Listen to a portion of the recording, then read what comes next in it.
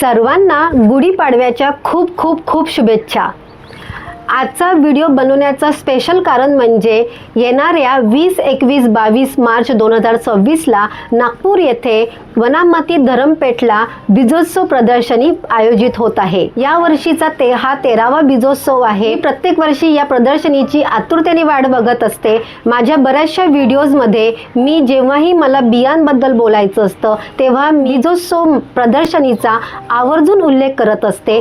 तीच ही प्रदर्शनी आहे जी येत्या शुक्रवार, शनिवार, रविवारी आपल्याला अनुभवायला मिळणार आहे। सकाळी 10 ते रात्री 9 वाजेपर्यंत निशुल्क अशी आपल्याला ही प्रदर्शनी अनुभवायला मिळणार आहे। या प्रदर्शनीमध्ये आपल्याला विविध प्रकारच्या बिया खरेदी करता येतात। बायो एन्झाइम्स, काही सस्टेनेबल प्रॉडक्ट्स आहेत जे ते सुद्धा आपण तिकडे खरेदी करू शकतो। रसायनमुक्त धान्य झालं, रसायनमुक्त फळभाज्या, भाज्या, फळं, त्याच्यानंतर रसायनमुक्त धान्य, मिलेट्स, मसाले असे सुद्धा तिथे आपल्याला स्टॉल बघायला मिळतात। काही औषधी वनस्पती असतात, ग्राफ्टेड फ्रूट प्लांट्स असतात, त्याचे सुद्धा तिथे तुम्हाला स्टॉल बघायला मिळतील। तुम्हाला जर अस्सल प्युअर खादी कापड विकत घ्यायचं असेल तर तिथे त्याचे सुद्धा तुम्हाला स्टॉल मिळतील। पहिल्या दिवशी म्हणजे शुक्रवारी काही तज्ञांकडून आपल्याला छान मार्गदर्शन सुद्धा होणार आहे, जसं मातीचं विज्ञान, त्यानंतर पोषक आहारासाठी परसबाग, अशा छान छान विषयांवर तिथे चर्चा होणार आहेत। ओपन इंटरॅक्शन सेशन तिथे असणार आहे। तिथे भोजनची सुद्धा व्यवस्था असते।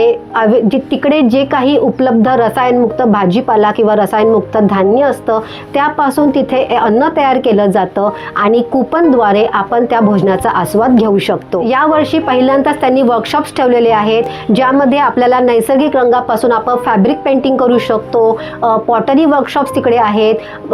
वाद्य कसे बनवले जातात, लहान मुलांसाठी तर हे वर्कशॉप्स खूप चांगले आहेत। 3ही दिवस संध्याकाळी तिकडे सांस्कृतिक प्रोग्राम होणार आहे ज्यामध्ये कविता वाचन, गाणी, लहान मुलांसाठीची गाणी आहेत, काही लहान मुलांसाठीचे शैक्षणिक खेळ सुद्धा तिथे होणार आहे। म्हणूनच आपल्या मुलांसोबत त्या प्रदर्शनीचा अवश्य तुम्ही लाभ घ्या। जेव्हा आपण अशा एक्झिबिशनला भेट देत असतो अशा वेळेस तिथे आपल्याला आपल्या समविचारांचे लोक मिळतात।